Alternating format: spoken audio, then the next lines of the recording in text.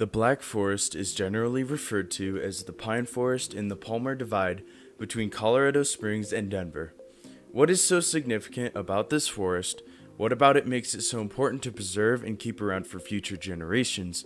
And why is it in danger? My goal is to explore all of these questions and figure out this amazing piece of Colorado. Join me as I explore the significance of the Black Forest. The Black Forest, also referred to as the Palmer Divide, has many different varieties of plants and animals. Some of the variety of different plants include ponderosa pine, which is the most common type of pine that makes up the majority of the forest, gamble oak, which is a very common oak brush found under pine trees or in their own individual patches, mountain mahogany, another very common bush usually found in more open areas with less trees, and chokecherry, a bush that's berries are often used for jams and are regularly consumed by birds and even occasionally bears. There are also many other animals throughout the forest, many of which are considered pests to homeowners living here, such as bobcats, coyotes, and raccoons, to name a few. So what problem does this forest have? I'll let some locals answer that question for us. We had a big problem with our pine trees, and it caused by two things. The pine beetle, killed, in some lots, lost 5, 10, 15 trees. The other area that's of real concern, or two areas actually, the other area of big concern is the drought, and the drought will kill trees. And then the traffic along the road, which spreads the things that we use for, controlling the ice. Like Judy Wilson mentioned, pine beetles are a scourge on trees in the Black Forest and around Colorado. According to the Aspen Times, the Colorado State Forest Service estimated that the mountain pine beetle killed 3.4 million acres of forest in Colorado in the past few decades alone. That's about 800 million dead trees.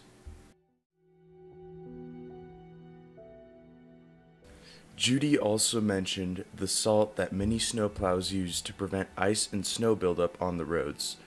The problem with these kinds of salts is the damage that they do to plant life, often greatly weakening the trees on the sides of the roads. This problem, combined with widespread droughts that have been plaguing the West, weakens the trees to a point where massive die-off occurs as pine beetles infest these weakened trees. It then calls to question animal life. What problems are prevalent in the Black Forest when it comes to different species as they encounter the effects of human development and an unhealthy forest? What changes have you noticed around the area while you have been living here? Lots of building going on in Legacy Pines East, down the street, added a road through there. That's about it. What do you think is one of the main problems for the forest and its wildlife here? Probably just building. When they take large areas and make them home ready and build a lot of homes in there, it kind of pushes them to a different area. Why are these animals being pushed to different locations and housing areas? Recently, there has been a spike in development in the part of the forest where I live, just up the road from my house. Since then, I have captured much more footage of these animals than I did before this construction started. We have even seen much larger predator animals move into this area from deeper in the forest, such as bears and even mountain lions. You can even see some of the signs around the forest. I found this mountain lion kill near my home.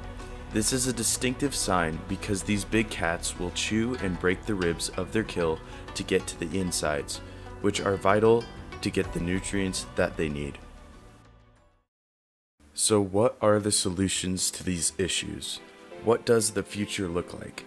Let's ask the local residents once again.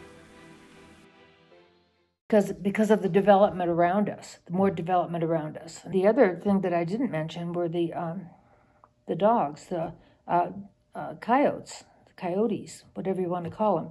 We have more coyotes when they have development around us because they get disrupted from their natural habitat, their natural place to live, and they go places that are less populous. We don't have like a city council or anything to look at some of that stuff, so it's up to individual property owners to look at what's going to happen in the future. The biggest thing would be people moving into the homes that are more likely to take care of the dead trees and cut them down and mitigate it. There are a lot of older people that don't have the funds or the physical ability to do that. So as they move out, and some people that move in, since they're new, they tend to want to take care of it better.